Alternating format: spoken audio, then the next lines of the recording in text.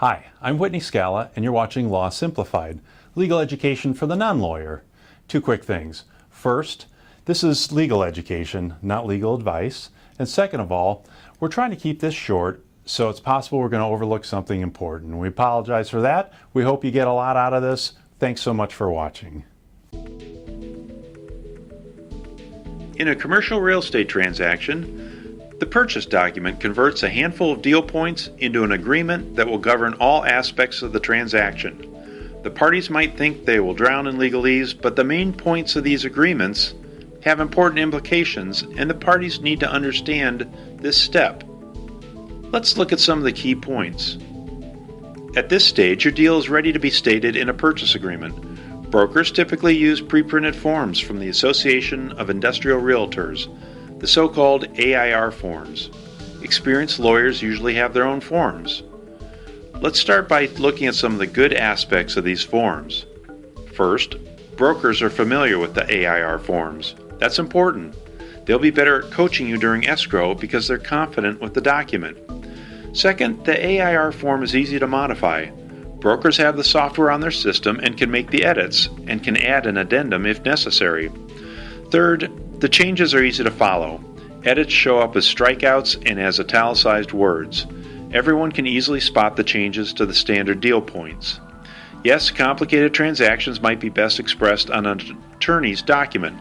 That's helpful where there are several detailed due diligence benchmarks, with money going hard and even passing through to the seller, or where there's a need for customized representations and warranties. And some parties just feel more comfortable with their own form from their own attorney. All sellers push for as-is language in the purchase agreement. Not all defects, though, are going to be apparent prior to close. Soils issues, leakage, or construction matters that are hidden by walls. Buyers might consider pushing back on these points. At a minimum, get an assignment of any existing warranties from contractors and equipment suppliers like the HVAC manufacturer. An as-is sale makes due diligence critical. The inspection consultants must be told the buyer's timeframes, and the buyer must insist that they be responsive. Buyers, you'll ask for the seller's old reports and studies, but beware, you don't have the legal standing to sue those inspectors if they're wrong, and you have no assurance that there weren't follow-up reports or conversations that aren't in the file. So hire your own inspectors. Surveys and contractor inspections tend to yield the most surprises. I'm amazed how many walls or curb cuts encroach, or how many odd easements limit future construction due to their placement. A last note.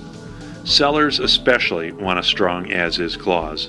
If you're distributing the money to family members or using the money for your next manufacturing plant, you're not going to have any extra cash to defend a warranty claim.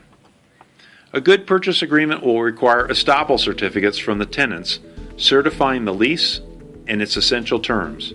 Start this process early to avoid huge surprises. When examining leases, look for options for the tenant to extend.